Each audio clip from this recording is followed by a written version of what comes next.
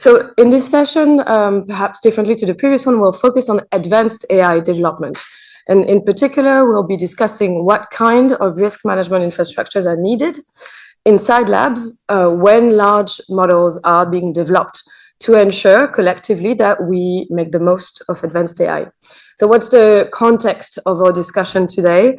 It can be summarized very easily. AI capabilities are improving by the day, but we don't have any international standards to manage the risks of advanced AI in place yet. So I know that most of you in this room know it, but it nonetheless bears repeating.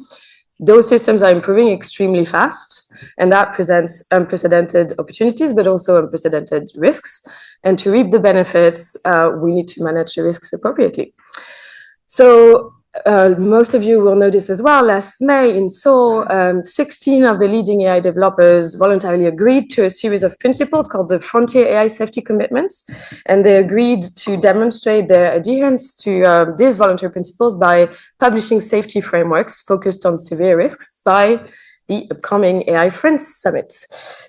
So here we are at the Paris AI Action Summit. And as we speak, so I last checked this morning, I think we were at 11 or 10 out of 16. This might have changed, but so, you know, you can decide to see it half full, half empty. Quite a few have published their frameworks in that grade. So we're still missing some.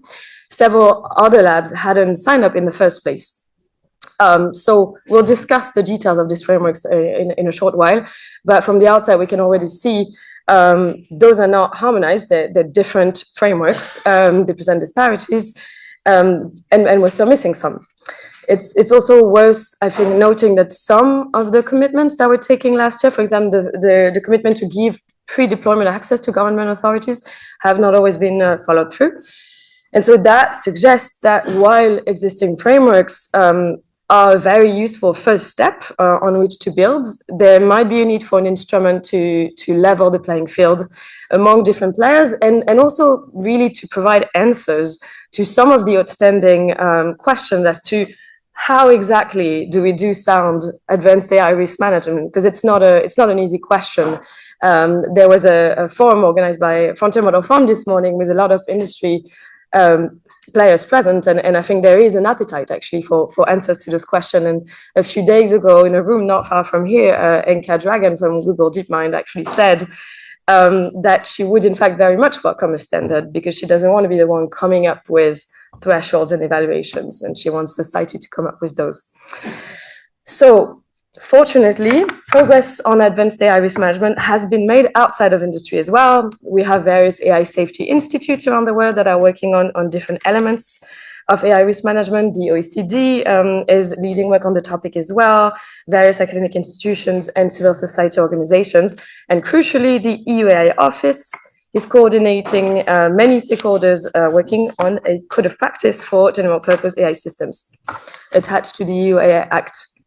That would be the closest thing that we have to a standard on advanced AI risk management at this point in time.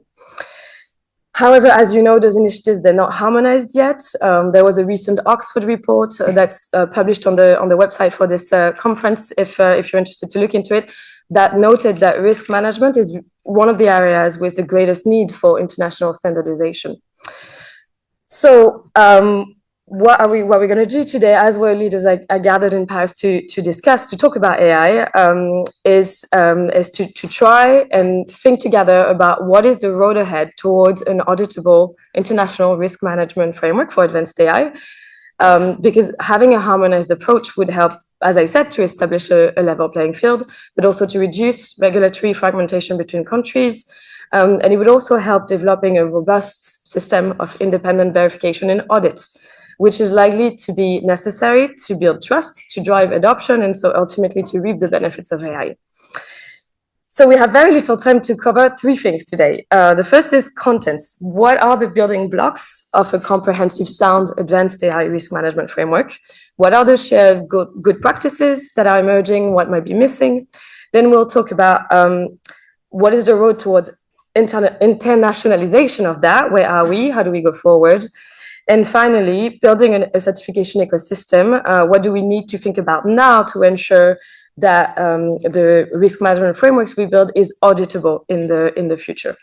So to do that, we have several great speakers with us today in alphabetical order. We have Dana Choi, AI policy researcher at the OECD, focused on informing policy framework and technical designs for the safe and responsible deployment of AI. We have Agnès Delaborde, who's the head of the Department for AI Evaluation and Cybersecurity at the French Laboratoire National de Métrologie et d'Essai.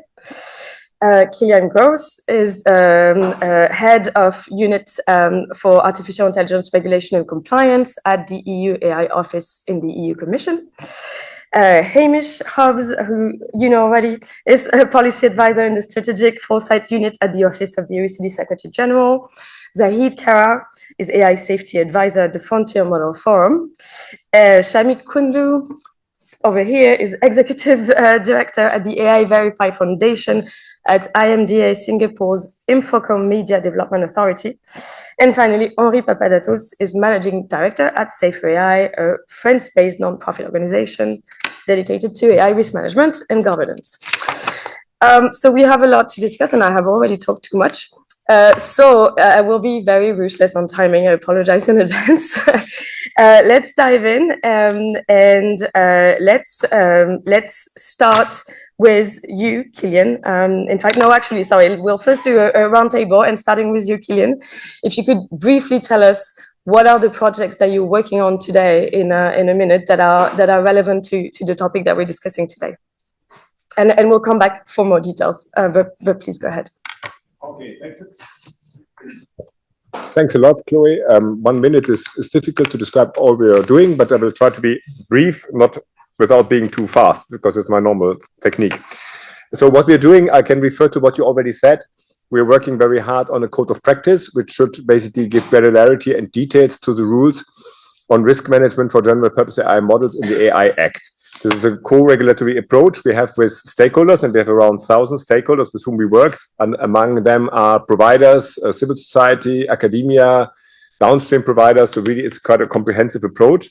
And I think we do quite good progress. We work here in an iterative process. We have now the second draft of our code, and we will soon, by end of February, we will see the third draft. It's not our code to be technically correct. It's a code written by the group, prepared by the chairs and vice chairs, which are quite prominent AI researchers, including, for instance, Joshua Benjo.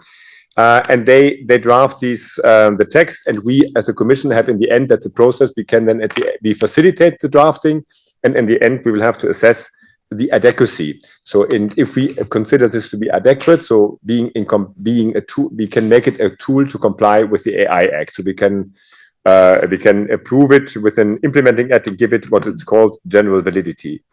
In the code as it stands, this is not a commission document, but a document by this group. But what you can see is that there are clear directions, because the code contains elements on the definition of risk taxonomy. It contains tiers for risk, which are then linked to certain measures. And it contains as well state-of-the-art measures to which companies and providers are invited to follow up. What I think is quite important is that this code will, of course, be indirectly via the AI Act, will become enforced. So the AI office, that I think distinguishes us from other attempts in other parts of the world. We will have a binding enforcement mechanism vis-a-vis the AI office.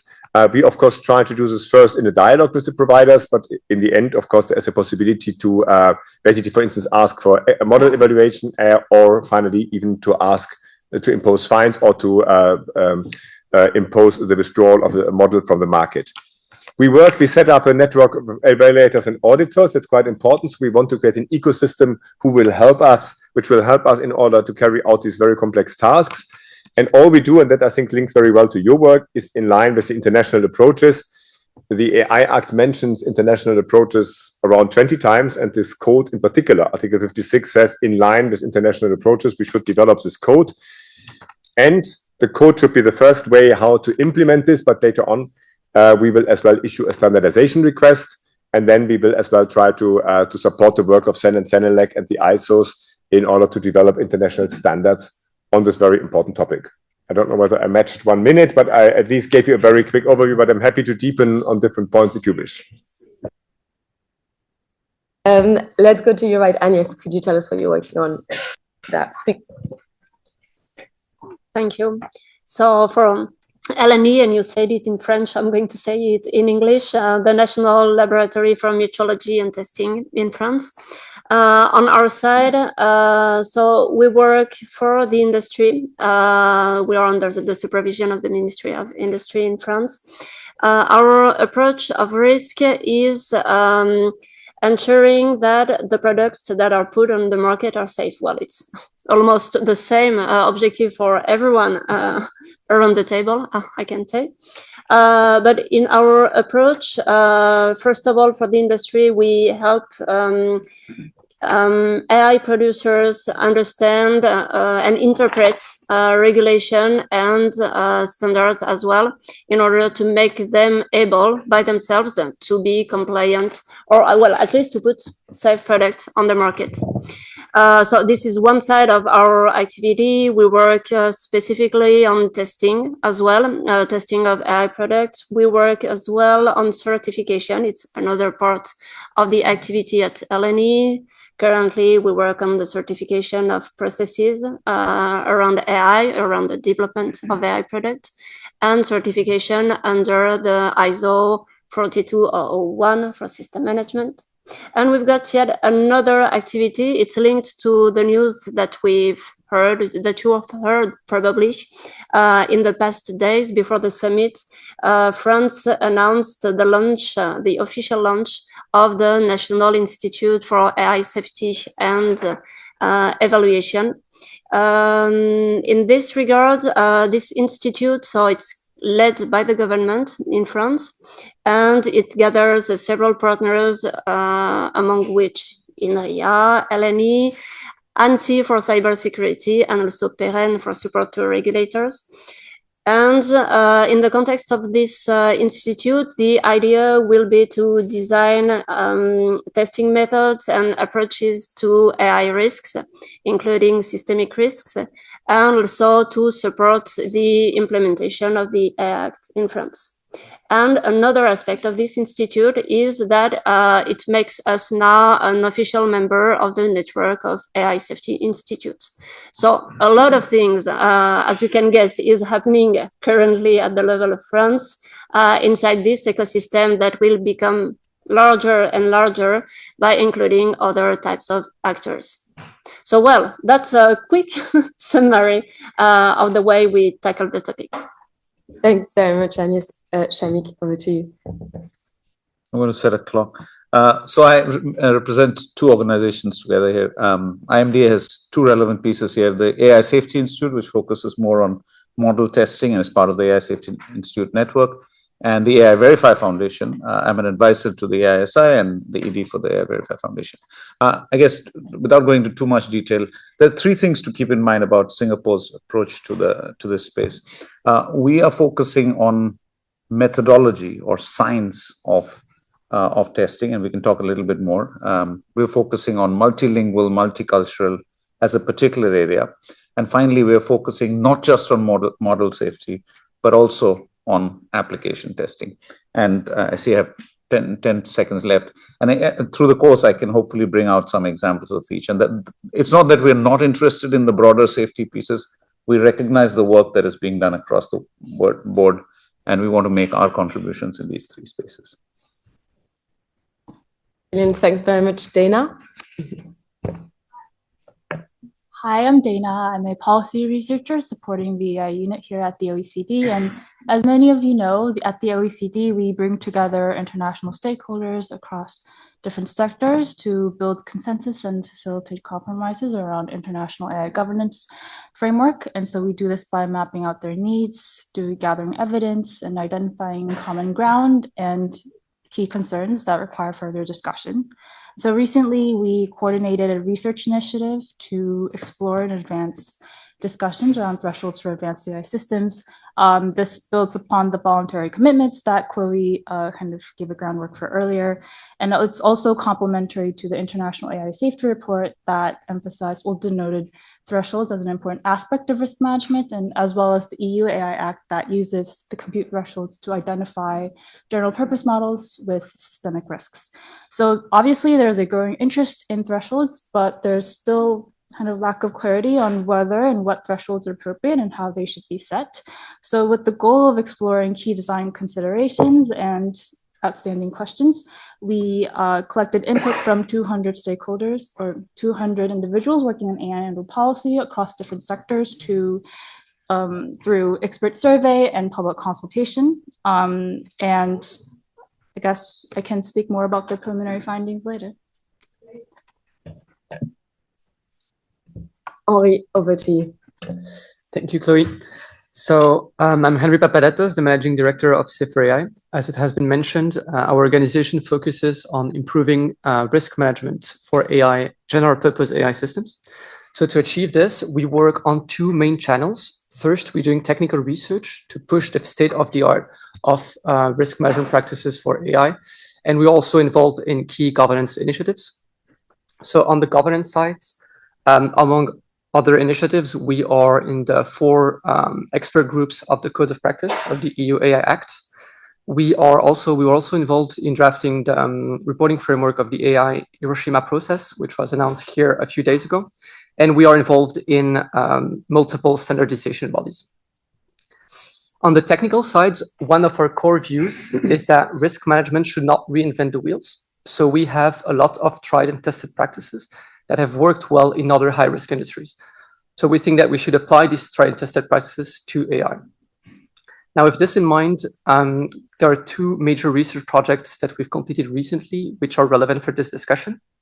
So first, as Oscar mentioned, we conducted a comprehensive evaluation of leading AI companies' risk management practices, rating each company on a scale from 0 to 5. And second, we just published yesterday, in fact, our risk management framework, drawing from the learnings of other high-risk industries and adapting them to AI systems. Thanks, Henri. Zaheed? Sure. Hello, I'm Zaheed Kara. I'm an AI safety manager at the Frontier Model Forum. For those who don't know, the forum is an industry-supported nonprofit dedicated to advancing the safe and secure development of frontier AI. I will try to keep it under a minute still, so I'll just quickly touch on some work that we've done on risk management or safety frameworks, and then I'll point to some directions that we hope to take this workstream in. So we recently put out 2 briefings, one on the core components of safety frameworks. This was an industry consent, or rather a membership consensus on sort of these core components to include in a risk management framework. The second we put out even more recently on thresholds, so outlining approaches to thresholds and different considerations for choosing between these types of thresholds to use. The future of this workstream essentially looks like considering the open questions that remain. So I assume we'll get more into this later, but generally these are how to make model evaluations more actionable with respect to threshold decisions, how to solidify or continually update the risk taxonomy for these frameworks, setting thresholds and making assessments on these thresholds, and as I know is a hot topic, reporting on compliance with the frameworks. So we're hoping to get into all these things later in the year. We'll definitely do that. Hamish, you're last. Thanks. I'll briefly take off my hat as MC and comment as a panelist. So a couple of other things, relevant things the OECD is doing. As Jerry mentioned in his opening remarks, we launched the global framework to monitor the application of the G7's Hiroshima AI Process Code of Conduct. And so basically in the 15th of April, by that date, advanced AI developers will be invited to submit their responses to a standardized set of questions that have been prepared in consultation with a wide range of stakeholders. And then the OECD is going to publish those responses. And so there's going to be this shared, comparable kind of available data on what companies are doing in terms of their risk management practices. Some other pieces of work that we've been doing that are relevant. We did a very large horizon scan and futures exercise as part of our expert group on AI futures that identified some of the top priority risks and governance approaches. And we also brought together governments of 48 countries at a meeting of the OECD's Global Strategy Group to discuss scenarios for the futures of global AI governance, from ideal to worst case scenarios. So all of this sort of work contributes to assessing whether our approaches to risk management are resilient to potential future developments. I'll leave it there. Great, thank you all. I think that sets the scene brilliantly. Let's dive into our first batch of questions today, which are trying to think together about the key components of what is sound risk management for advanced AI and what might be missing. And we'll start with you, Kilian. So we've heard the EU is spearheading AI regulation. We've heard about your work with the Code of Practice. You're leveraging inputs from many different stakeholders.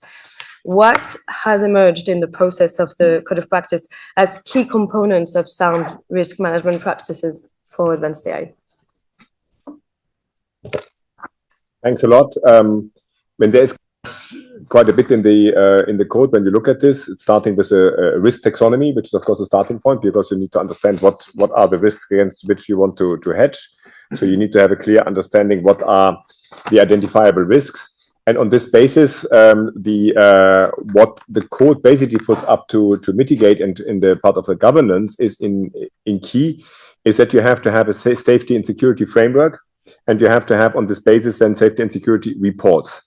The framework should basically formalize risk management practices, which you should identify. That starts with document actions, document decisions and procedures related to risk assessment and mitigation, and ensure full alignment with state-of-the-art practices.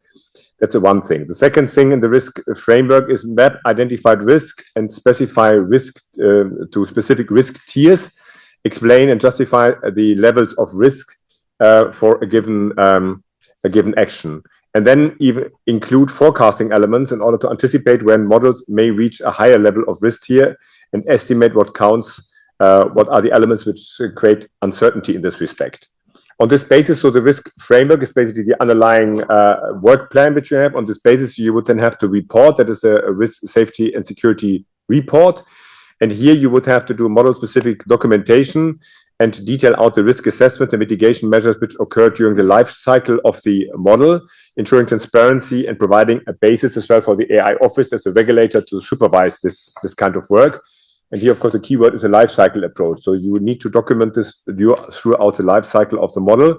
You have to trace key decisions, including results and reasoning for deployment decisions, and document any external assessment conducted by third-party evaluators. This is certainly one of the points which is very intensively discussed in the code, and you will see there was already movement in the second version where the third-party evaluation becomes kind of a last resort if there are risk against which there is no sufficient capacity inside the company inside the provider to assess sufficiently the given risks. And the third element is risk-based. The level of detail in these reports is scaled according to the risk tier reached by the model, balancing transparency with operational sensitivity. There's another very important component, because we are, of course, very aware of the criticism that we may create a lot of burden, and this may then hinder innovation. So we need to be very proportionate to the level of risk, and this as well holds true as in the reporting obligation here, so that whatever is reported, the intensity and the level of granularity of the reporting should depend on the level of risk of the risk tier. So that would be, in a nutshell, perhaps some key elements. That's a great summary. Thanks very much. And Zaheed, I know that you have also been working on kind of like key components. The FMF has produced a brief on the issue. Listening to what Kilian said, how much overlap is there, and kind of like, what can you tell us a bit about what's in your brief? Yeah, I'm happy to. I guess I'll start by saying I'm happy to report that there's a lot of overlap between what we've established as membership consensus on these risk management frameworks. So I guess it'd be best to just list these core components out. So the similar thing we start with is risk identification. So framework should identify potential severe threats to public safety and security, particularly focusing on advanced capabilities in areas like CBRN or chemical, biological, radiological, nuclear weapons development, as well as cyber attacks. This process should include robust threat modeling exercises to not only understand the domain of potential risks, but also these specific pathways to harm. There's some consensus, but not complete consensus on other domains of risk, such as persuasion and automated R&D. While these aren't consensus in our document, these are to be considered. They're on the horizon, and we're constantly updating based on these things. The next component is thresholds. So as I mentioned earlier, we have a specific brief on thresholds. So maybe I'll double click on this. There's a variety of different thresholds that have been used in safety frameworks. These are compute, capability, risk thresholds, quantitative risk thresholds, and more recently, an emerging type of threshold is outcomes-based, which is specified in Meta's recently published safety framework. Essentially, the key feature of these thresholds is to specify a point at which the risks that a model may pose to society outweigh the benefits, and the model would require potential safeguards to reduce this level of risks. So as long as these are specified to a certain degree in the frameworks, this is a crucial component. A third component here is risk assessment. So once you have outlined a specified level of risk that, after which the level would be intolerable, it's crucial to understand how to actually assess whether the model poses these risks. So here we try to get deeper into the science of safety evaluations to really understand, domain-specific information that would lead into making these decisions. For example, I also lead the work on the intersection of AI and bio, and here we outline a few different types of evaluations that developers can run, such as uplift studies, red teaming, or benchmarks, each of which will tell you a different depth or level of information, and all of which are useful to making these determinations about whether a threshold has been crossed or not. The fourth component that I'll touch on is mitigation measures. So once you have determined that a model might produce a certain level of risk, there should be mitigation measures in place to bring this risk level back to an acceptable amount. So this is still a work in progress. This is something that we hope to get into more this year, but risk mitigation measures should essentially be specific to the domain area. So whether it's biological threats, cyber threats, etc., this should be specifically catered to rein in that type of risk. The last category that is included in our briefing that we have consensus on is governance measures. So these are internal accountability structures that specify essentially who's making these decisions, the process for making the decisions, the frequency of updates for these frameworks, and essentially making sure that the right people are informed of the right information to manage the risks appropriately. Thank you very much. Henri, now turning to you, you mentioned in your introduction SaferAI's risk management framework, the ratings as well.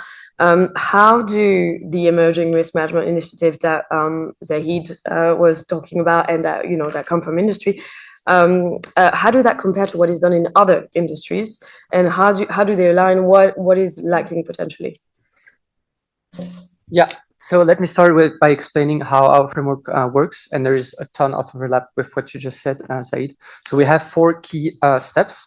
The first one is risk identification, where you identify all the risks that are posed by your AI systems. Then we do risk analysis and evaluation, where companies should define their acceptable risk tolerance and figure out what is necessary to stay within these limits. Then we have risk treatment, which involves implementing the mitigation measures such that we stay below this risk tolerance. And then finally, we have risk governance, which you also mentioned, which is focusing on building the organizational structure to ensure that the good risk management framework will be enforced in the company. So the main goal of this framework is straightforward. We want to keep risks below unacceptable levels at all time.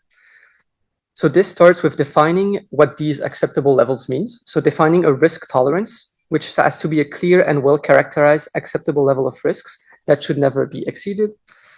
Then for this risk tolerance to be meaningful, it needs to be operationalized into measurable indicators that you can measure throughout the development process of the AI systems. So this means defining 2 things in pairs. So first, we need to define capability thresholds that indicate when a model reaches certain performance levels. And then we need to define corresponding mitigation measures that must be implemented at each threshold to ensure that we remain below the risk tolerance. So the principle is that for any given level of model capability, we're ensuring that those mitigations are sufficient to remain below the risk tolerance. And if the mitigations are not ready, companies should delay model development until they can effectively manage the risks. So now when we look at current AI practices, there are some strengths and also some weaknesses. So one interesting strength is that companies are defining these qualitative capability thresholds. So that's great. However, two major missing pieces. First is the absence of explicit risk tolerance. So without these, it's impossible to know what companies consider as acceptable risk levels. And company cannot demonstrate that their mitigation is sufficient since there is no clear benchmark of what sufficient means. In other industries, for example, in aviation, the FAA, the Federal Aviation Administration, states that catastrophic accidents must occur less than once per billion flight hours. So this is a global risk tolerance. Currently, we don't have similar legislation for AI. So until such regulations exist, companies should explicitly state their risk tolerance rather than leaving them implicit in their choice of mitigation measures. And then the second major gap is the lack of structured risk identification processes.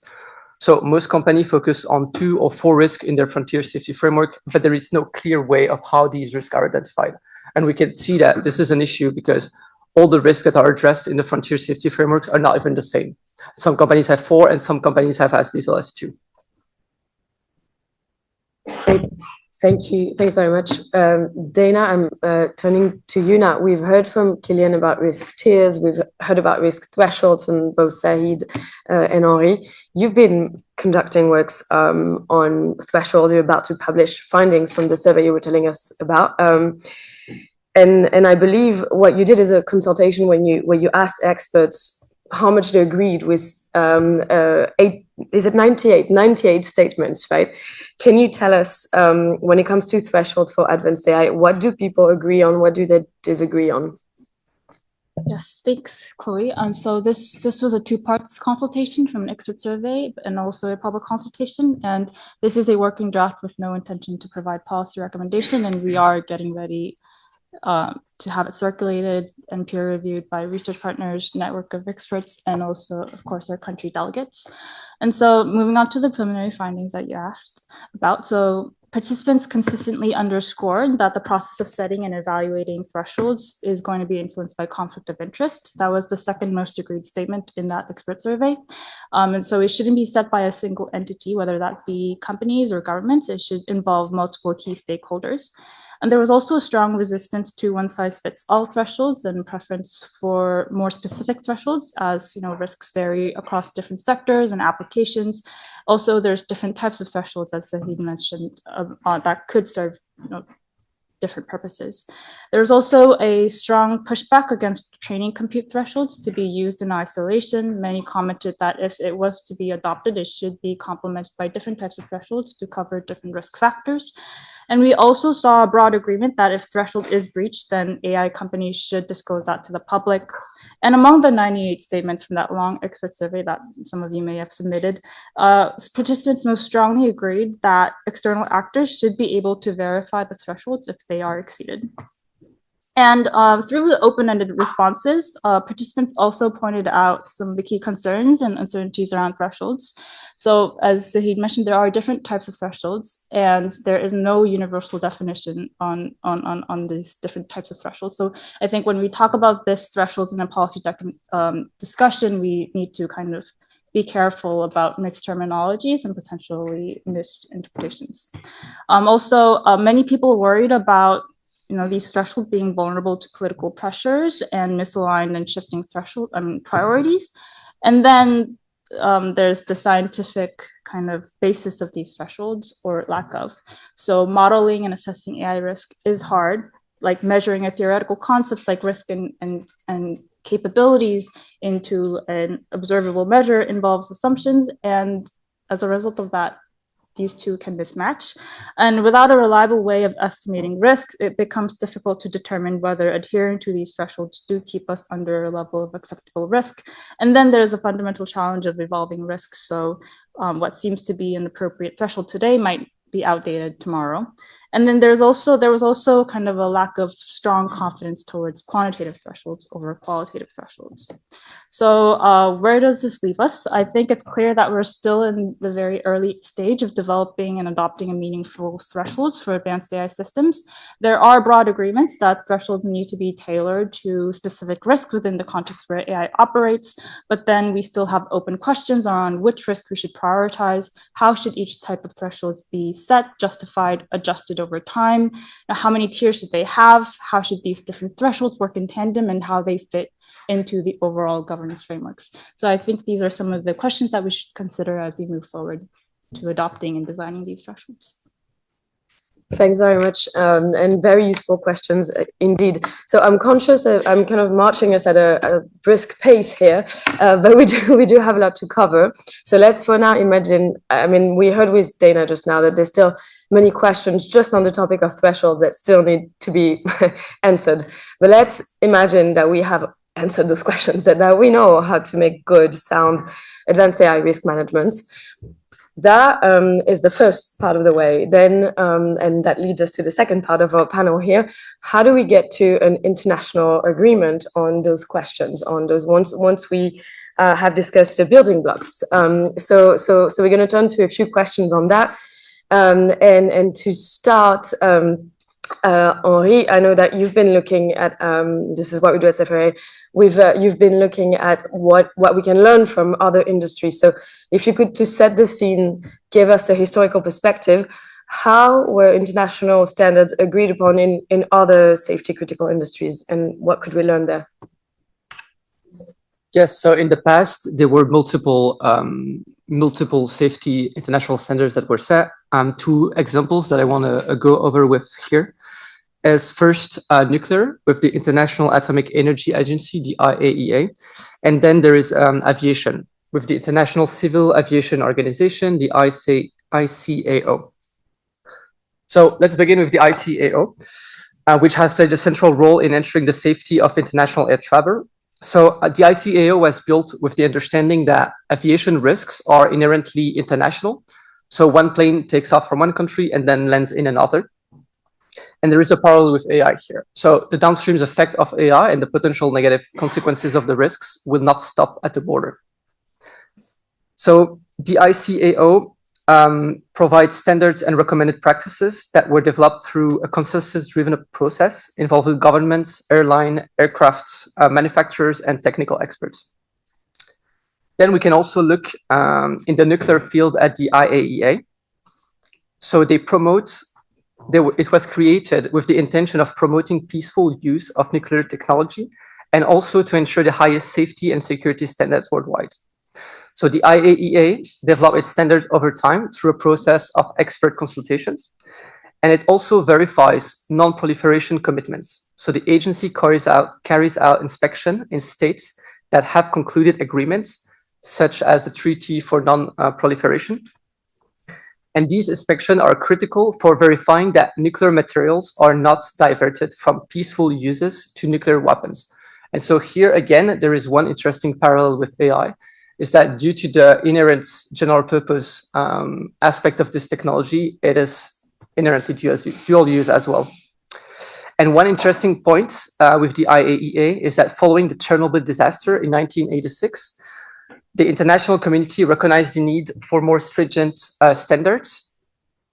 And still, even with that urgency, it took 8 years for a country to finally agree on the Convention on Nuclear Safety in 1994. So both the ICAO and the IAEA demonstrates that establishing robust international standards is possible.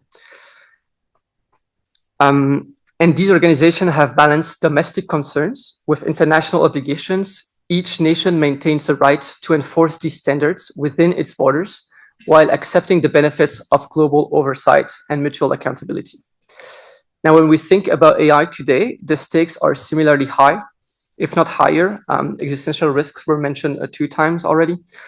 And so unlike the past where tragedies encourage actions, in AI, we must be proactive. The severity of potential risks in advanced AI compels us to act before a catastrophe occurs. And so this calls for strong political will and early consensus. And so perhaps beginning with areas where there is already broad agreement. And so one example here is the recent discussion between American and Chinese experts at the International Dialogue for AI Safeties, where they both agree on a set of red lines that should be enforced. And then starting with widely accepted principles allows for quick wins, potential quick wins, and then we can build momentum for more complex agreement down the line. Perfect. And you even gave me a great transition here, basically stating that we should perhaps start where we see potential agreement already. And turning to you, Hamish, you've been doing some scenario exercise in the forecasting unit, right? Foresight unit with OECD and GPI experts. What do you see as emerging areas of agreements on advanced AI risk management at the international level? Thank you, Chloe. So I think there are very exciting areas of emerging agreement on AI risk management standards. So as we've heard already, many leading AI companies have voluntarily produced the frontier safety frameworks that they committed to produce in advance of the AI Action Summit. And in April, we'll also receive the inaugural batch of reports under the reporting process for the Hiroshima Process Code of Conduct. So both of those sets of documents will provide a rich insight into the current state of the art in company risk assessment for advanced general AI systems. And looking at common elements between those companies' approaches, we can start to get a baseline. And by looking at the best elements of each of those approaches, we can start to see what best practices might be.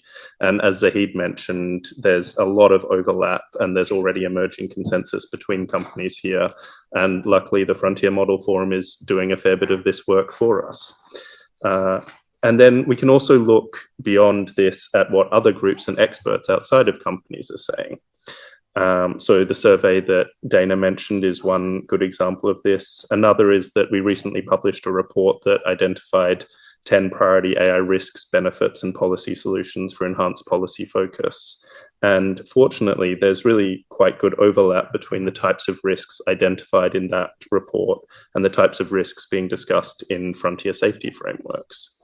So for instance, both the experts in this group and companies have included risks of cyber attacks, risks of misaligned AI systems, and risks of manipulation and persuasion as amongst their highest priorities for risk management. And there's also quite a lot of agreement on the governance tools needed to enable effective risk management.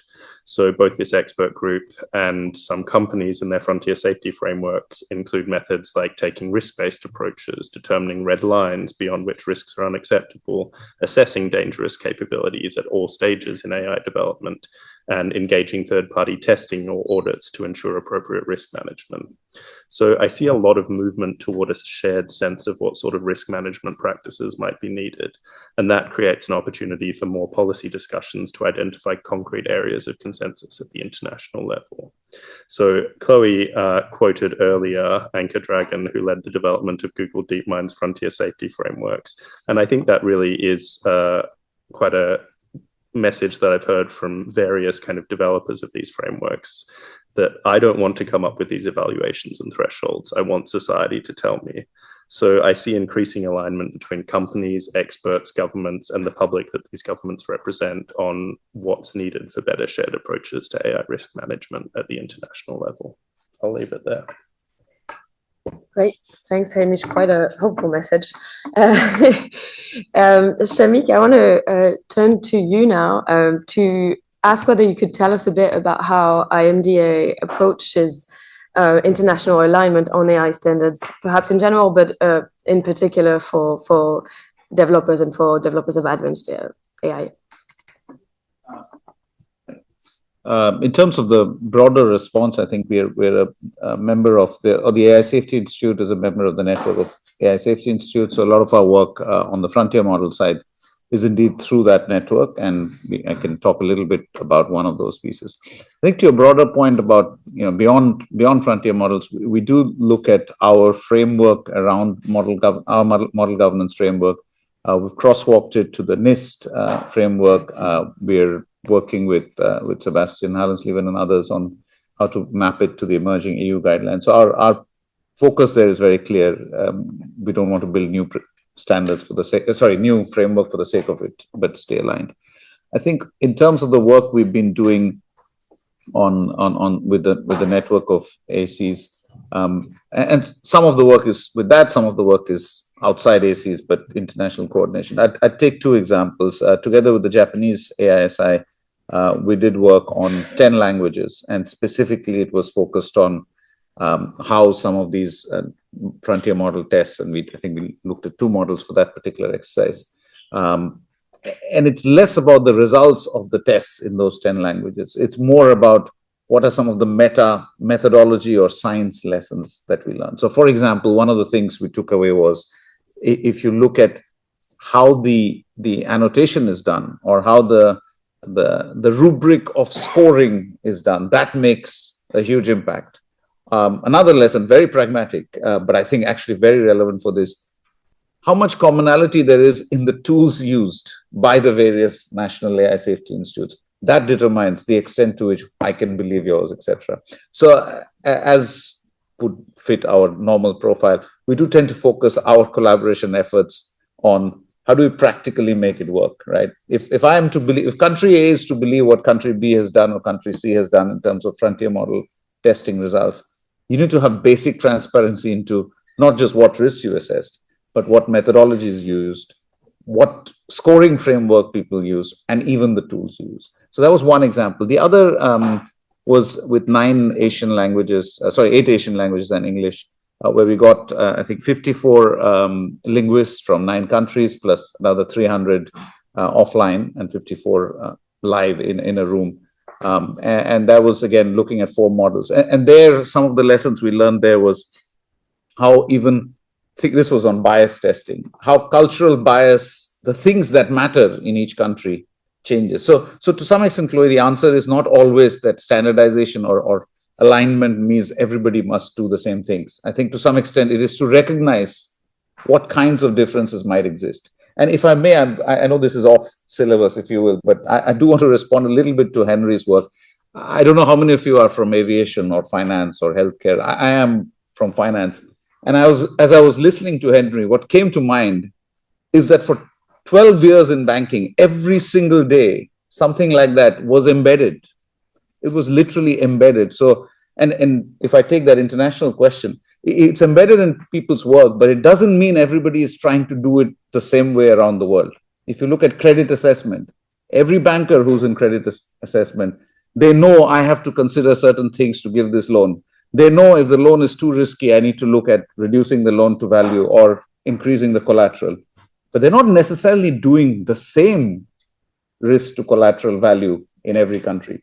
So I guess what I'm trying to draw from is 2 points. One, there is indeed a lot to learn. And I do think sometimes the AI safety crowd, if you will, looks at it too much with fresh pair of eyes. There is actually a lot to look at Henry's report and other work of that kind. And second, international coordination does not necessarily need to mean everybody has to do it the same way. It is often to recognize the dimensions that we need to be aware of, and then to actually have explicit differences, just like capital adequacy rules in finance do differ by country.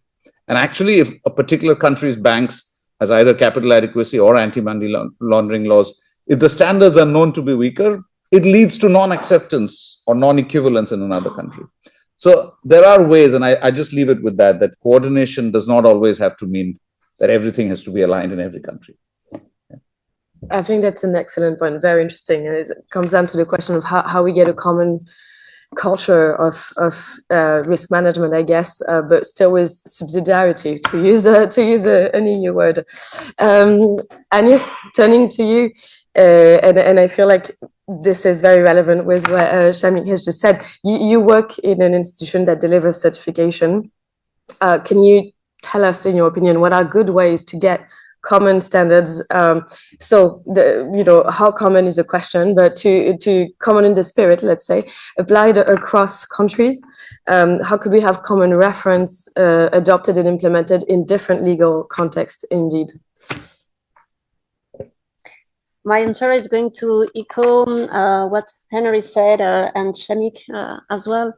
Henry pointed out at the beginning of your speech, Henry pointed out the importance of having different stakeholders around the table. So I would say that, well, just to be, well, it's a caricature because you named several different types of stakeholder. I would like first to focus on one point that is really important, is to ensure that the standards are applicable by industry. It means that, well, for example, in the works performed by SaferAI, OECD, the European Commission, it's done with the industry. So naturally, it will imply that industry representatives, the designers, the producers of AI, they will normally easily understand how to apply the different items of the guideline for their own context, their own industry. But in the same time, we know that there are some other types of excellent works, like the International AI Safety Report. That is, in terms of science, it's clear, it's well debated, etc.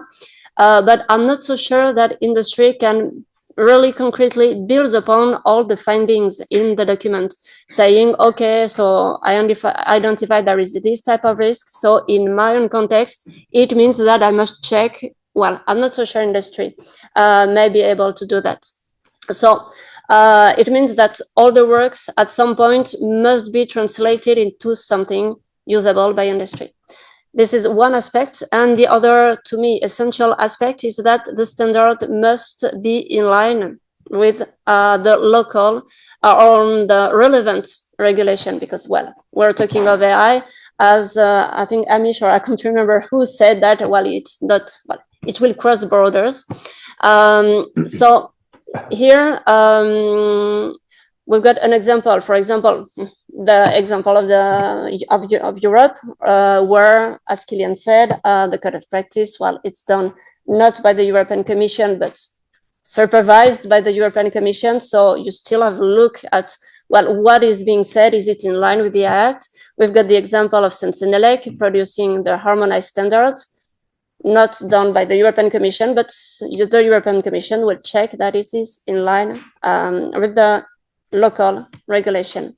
So when we're talking about the network of ACs, it's a topic that we've discussed already several times in the network. We're doing good science, but we know that at some point we will want that our methods are in line with the regulation or the expectancies, I would say, at least, of all the countries. And we know that we've got some work, additional work to do. In the context of ACs, we've been discussing the topic that Shameek mentioned of mutual recognition between our different countries. But here we know that there is a line that we may not so easily cross. It's the fact that we are doing science at this moment, and it doesn't mean that it will be linked to regulatory compliance. There is still another step. This type of step may be reached, for example, at the ISO level, the International Standardization Organization.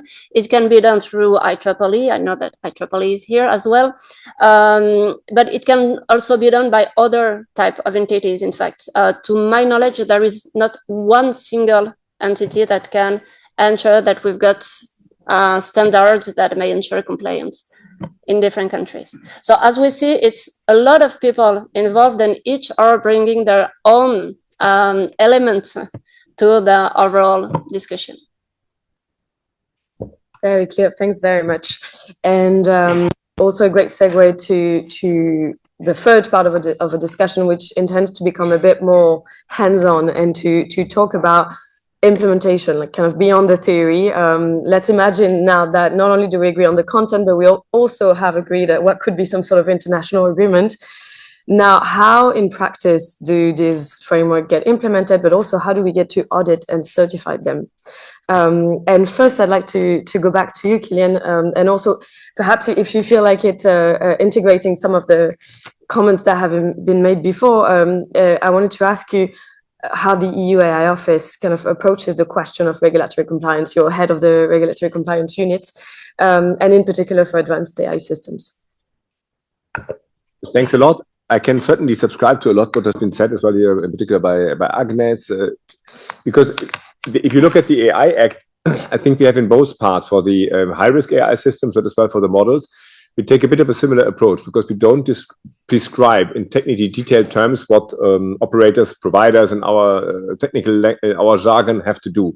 But we basically give a benchmark, we give what we call a requirement, so we give the level which they need to achieve, but we leave some leeway how to achieve that level. And on the high risk, we do this basically with the technical with the standards, which can then get the EU conformity assessment. So then they provide a presumption of conformity. On the part of the models, we have an interim step. We have now the code, but the code is the same idea. So if you then if the code is considered by the Commission, and I have to say, to clarify what I presented, what the code is not the paper from the Commission, it's from the authors, and it's only for models with systemic risk, to be very clear, not for all models. So we speak, I cut it short, of models with 10-25 flop, with some small exceptions as we stand. So really the frontier models as we go, not all models. Here again, the idea is that the code will provide a means of compliance, a means to show compliance. I think that is quite important. So we should not prescribe in all detail how, that means in practice that a provider is free to choose another way to comply. So he or she can come and demonstrate his or her compliance with other tools, other international benchmarks or standards, which then the AI office has to assess whether they provide an adequate level of protection. And I think that is good. The same holds true for standards. Standards, and we have been very clear, are not compulsory. You don't need to comply with the standards. You can still come with other tools. If you think you have better tools to show compliance, you're free to come and to demonstrate. Maybe a bit burdensome, but it allows as well, and I think that's a good idea, a kind of a competition for good ideas or for good benchmarks to develop this further. So it's not a static system, which is just there, but it should develop further. And we see, in particular with the technology of AI, I think it would be naive to believe that at one point in time we will have it, and if you say now we have the standards and now we can relax and we just check that everybody does it. No, it will constantly evolve, constantly will be challenged, and will be moving. And that is, we need to create a dynamic system which allows this to go with what we call state of the art as well on safety and security, and at the same time provide the clarity. You see international agreements, and we have a few. When we have the Hiroshima process, we have the GPI process, we have other processes. If that should bring practical effect, I think this transposition step which we're now discussing, to bring this down to really technical requirements, is, as you said, crucial, because only then companies can rely on this and can have benefit that can protect them against liability claims.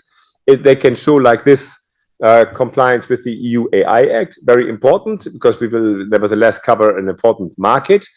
But this provides then the incentive for AI safety, because there is then a direct benefit for the companies to do this, because they see if they do this, then they can show this compliance. What is another aspect which is very important, what I mentioned in my introductory remarks, is in particular on these large models, there is still, and as well on the general high risk systems, but in particular on the models, there is still research work to be done. So we should not underestimate this. Is not off the shelf. This is not something where we just need to agree on something. This is as well something where we need to do thinking, and we need to stimulate this. And this is a bit of a chicken egg problem. We think in the Commission that we now, by having the rules in place and by starting the code, we will kick off that work. That's why for us, this network of evaluators is very important, to kick off an ecosystem which will actively invest in research and developing these tools and benchmarks. Because if we had not yet the safety framework, there would not be an incentive really to work in that intensity on this. So this is very important that we get this work done on a scientific level with the impact of international partners, so that is really international standard what we do. But we have to realize that we're not in all areas, we are not yet there. So if you ask us, how will we enforce? If we want to enforce, we have binding rules and we will enforce, but we need as well, of course, to take into account that we enforce in an evolving area. So where we need as well the cooperation with companies and other stakeholders to develop further details, benchmark standards, as you name it. And so that will have to happen in a certain dialogue, but there must as well be a certain rigor there where we have solid ground. We will need to do a serious enforcement. Thanks very much, and I mean, great that there's many of the right stakeholders in the room today. So, and Zaheed, turning to you, I mean, kind of jumping on what Kilian was saying, like there's still a lot of work to be done. Agreeing on, we're not yet at the point where we agree on a risk management standard, and even then, it's not the end of the road. As you said, it is a continuing process. for sure. And there are many practical implementation challenges to overcome now. As a representative of some members of the industry, you're in a good place to tell us about the implementation challenge that have been identified, perhaps, in relation to emerging safety frameworks. So. Yeah, so I think we've come across a few implementation challenges. I'm going to touch on a few. The first one I alluded to in my introductory remarks, and I apologize, I know you wanted to take this one away from theoretical. This one might be a little bit more theoretical, but this first one is, again, this threshold assessment methodology. So again, determining when thresholds have been crossed is a very complicated task. And regardless of the type of thresholds that a company is using, this is true. Most of the thresholds that are in place today are capability thresholds. So, for example, in the bio domain, a common thread is that we don't want a model to be able to enable or uplift a novice in biology to be able to create a biological weapon. This is maybe sounds quite simple, but in fact, when attempting to assess whether this is the case, we use model evaluations, and again, the compilation of evidence that we need to determine whether this threshold has been met or crossed is unclear. And while we have, a variety of evaluation methodologies available to us, the science of when and how to use these is still very nascent. And this is where we rely on, the network of ACs to help us in this. They've been doing a great job, a very collaborative job as well, in sort of pushing forward this work. This also leads into sort of the state-of-the-art concept of safety evaluations. A second challenge here that I would point to in implementation is on this sort of transparency and reporting, as we've been talking about. Transparency is incredibly useful in some cases. It does have to be balanced against some of the risks that may be propagated due to information hazards, for example.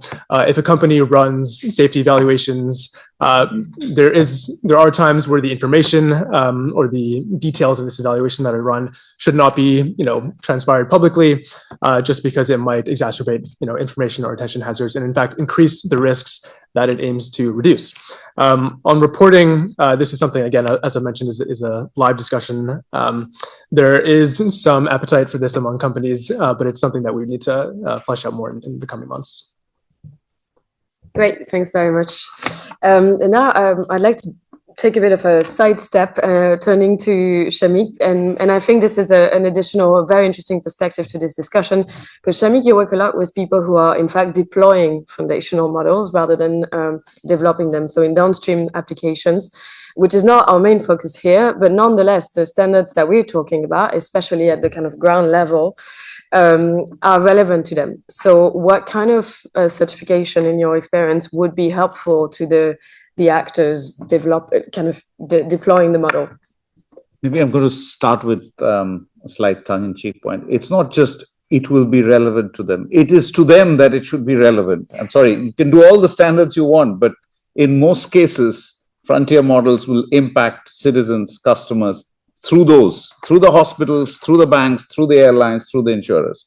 So some of you were at the AI Safety Connect event, and there were about 150 people in the audience, and I asked, how many of you are from companies that are deploying AI? There were literally 2 people, 2 out of more than 150 people who are in companies deploying AI. So it is a bit of a bugbear of mine. Now, to your question, what would they describe? Well, I can give you my personal perspective. I used to be chief data officer of a FTSE 100 bank, right?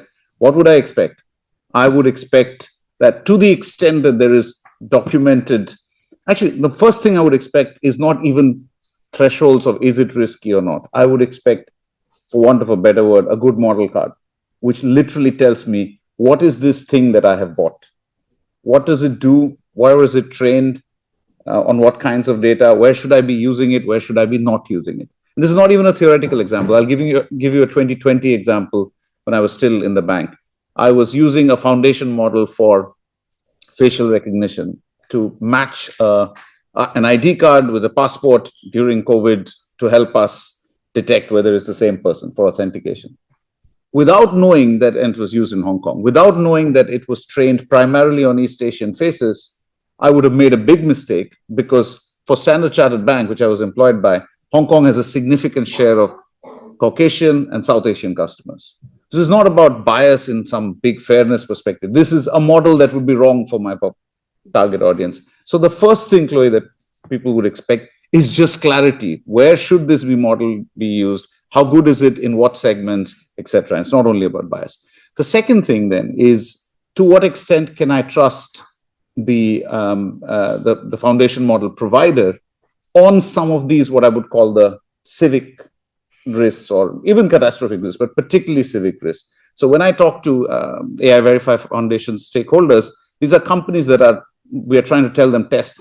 I don't want to spend any time testing the foundation model's civic testing aspects again. That means I don't want to test for CBRN. I don't want to test for violent language, racist language, not because those are not important, but that's what I expect the upstream model provider to do, unless I'm using a pure open source model. So there is like, to what extent has it been tested, using what benchmarks, what rate teaming, etc. That's the second block.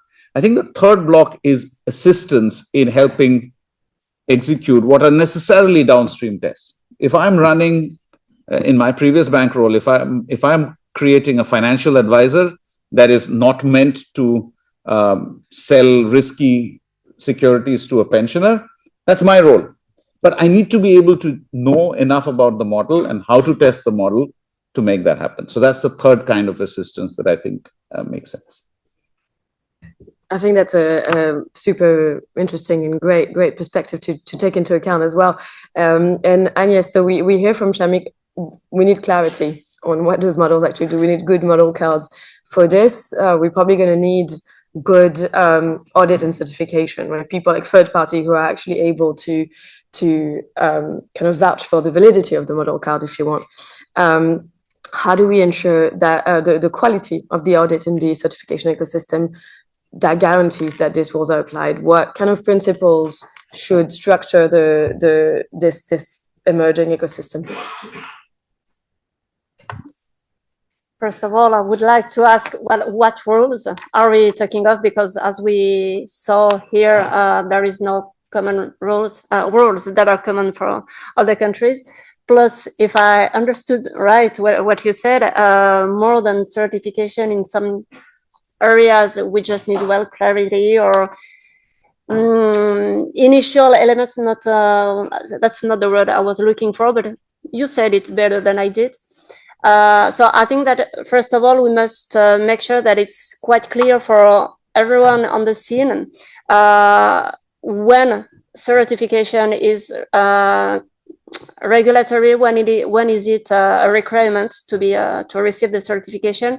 In the European context, the Act fixes several limited areas in which CE marking is required, and in cases there is no external audit that is required. It's only first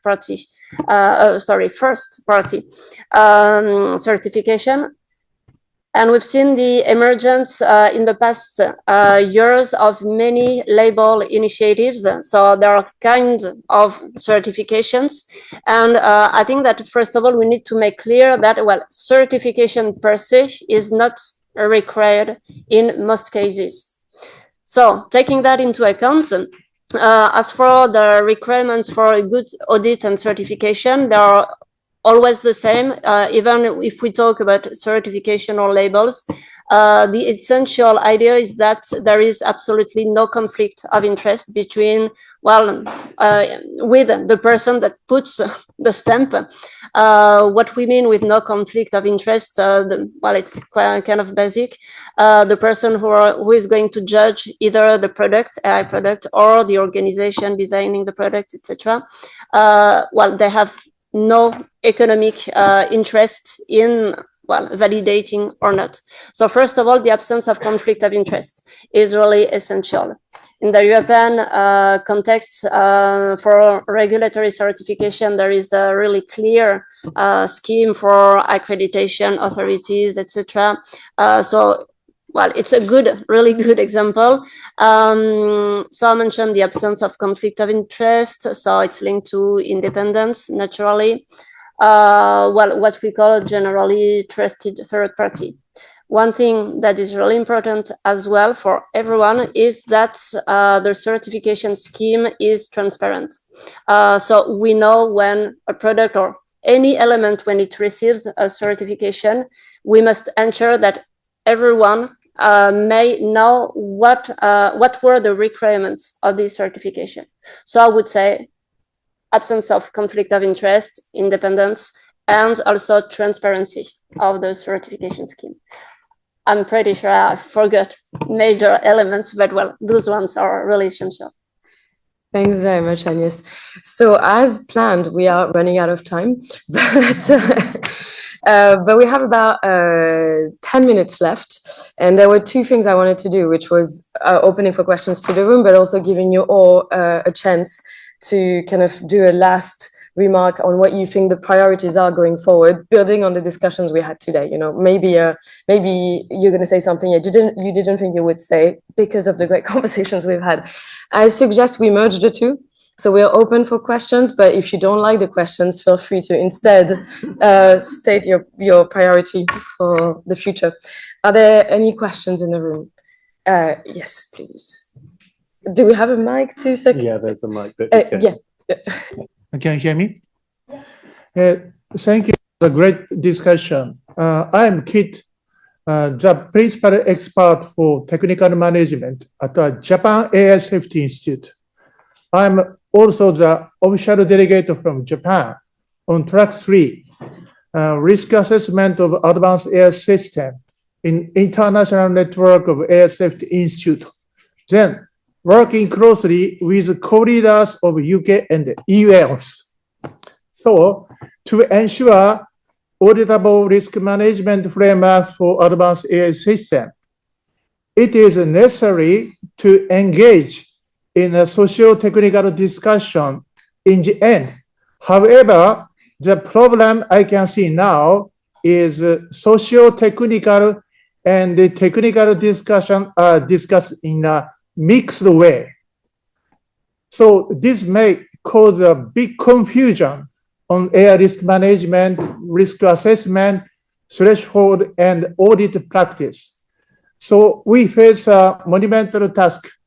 So the very, very important thing is before diving threshold and risk assessment discussion deeply, first, it is necessary to separate socio-technical discussion and technical discussion, and then to set up a collaborative technical discussion team, and then move to socio-technical discussion that cannot be solved by technical discussion alone.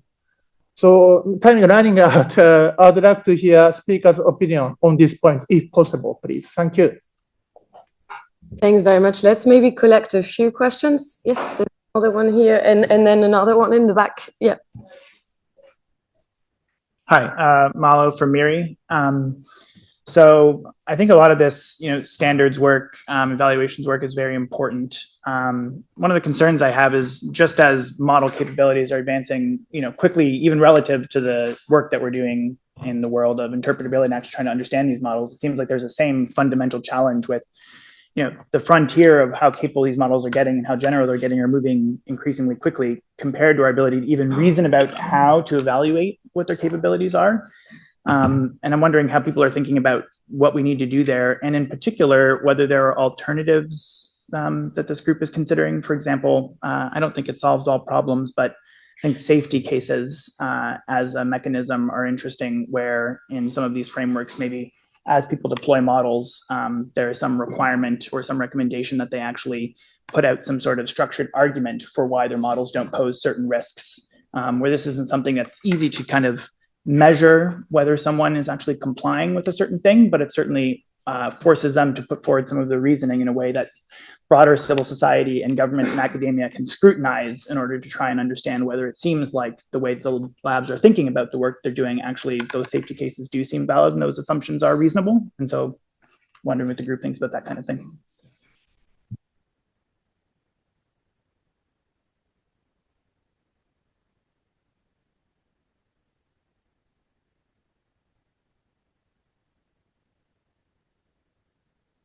Hello, sorry. My name is Buse. I work as the head of AI policy at AI Forensics, and we work on adversarial algorithmic auditing and platform accountability. My question is about the systemic risk of general purpose AI systems across the AI value chain or AI lifecycle. And this is something that the AI Act talks about multiple times. And we are also involved in the code of practice. But I'm wondering, does the AI Act offer a mechanism in order to understand, appreciate, and research the systemic risk of models with systemic risk, but the downstream applications, especially? If that's the case, how? And how do we also understand the intersection of DSA with the AI Act?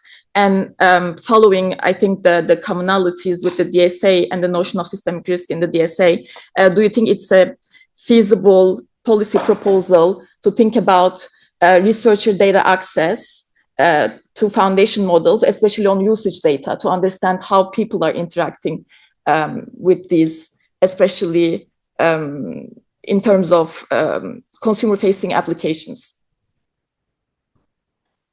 Great, thanks very much. This one probably goes to Kilian, the last one. That said, if any of you wants to come in, why don't you just put your, or on this one or any of the other questions that were asked, maybe put your placard up. But Kilian, go ahead. Thanks a lot for this question, which is very pertinent because, of course, the value chain can be very complex. And that's something we, from the AI office, will try to clarify further. Who's then, because the AI Act speaks about fine-tuning, so you're a model provider, you have to take care of these different risks. If you are fine-tuning, then it says that you should take care of the part which you are fine-tuned, so of the data, which, for instance, which you have added, you would then be obliged to comply with the transparency obligations and the like. But these terms, of course, need further clarification. What does it mean, fine-tuning? Because not every work on a model is probably fine-tuning. There must be a certain threshold there as well. But then you become a provider, and what does it mean in particular for models with systemic risk? These are questions which we as well think about.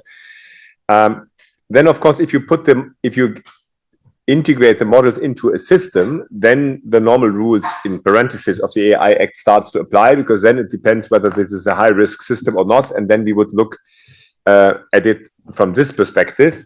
That was by the way, the underlying rationale why we looked into the models, because normally we only look into the systems because they have a direct interaction. But as we know that these models will be the basis for lots of systems, we want as well to have some transparency on these models, because otherwise the work on the systems will not really work. The mere fact that you integrate something into a system doesn't deprive you from any obligation. The Act clarifies, the AI clarifies, if you are the same model provider, for instance, and you place your model in your own system, then you are a model provider and you're a system provider, so you will have to comply with both obligations in case your system is high risk. If you give it to somebody else to place it in his or her system, then you place it on the market because you give it to somebody else. So the fact that it starts to become a system doesn't mean that the obligations end for the model. That would, of course, be counterproductive. I hope that clarifies a bit your question. I think Kilian made the point quite well, but I just want to take that very narrow point. How do you look at a downstream industries? How does it deal with the supply chain risk? I think there are examples. Again, if I take banking, if you're a bank and your payment system is down because your cloud service provider didn't work, it doesn't matter. It's still your problem. So I think when it comes to high-risk industries in the EU Act, or more broadly, any regulated industry, I think this problem is addressed simply like that you put the accountability back down. But not all users of systemic risk models are in regulated industries. That's a different point. I don't have an opinion on that. Thanks. Yeah, so interesting questions there. On the can we separate technical and socio-technical discussions, I think classic difficult question at the moment based on the fact that, you know, we can try and have purely technical standards, etc., but the world is becoming increasingly interconnected, and having a technical standard on something like misinformation, it's hard to fully separate normative decisions. So tricky problem.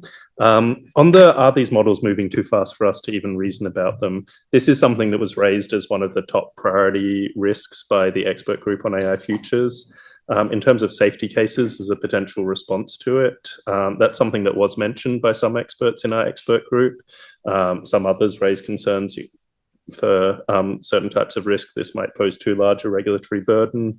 And so really a lot of that question would come down to the kind of proportionality of that response to the severity of the risk. So I think there's still ongoing kind of discussions that need to be had there about when and where this might be appropriate. Yeah, I guess to come in on this very hard question of technical and socio-technical problems, I don't have the answer, obviously, but I think when it comes to the risk management frameworks and this sort of safety and security frameworks that we're talking about, it is possible to talk about the risks that are best suited to this type of risk mitigation measure or this risk management measure. And typically what we've seen is that risks that are identifiable pre-deployment, that are very sudden or catastrophic in nature, are the most amenable to being reduced in this way. Other types of risks that may fall into or may sort of get categorized into the more socio-technical category, misinformation, for example, threats to democracy. These have other mechanisms that might be better suited to addressing them, but agree that it is useful to consider them separately and as well the interaction between the two categories.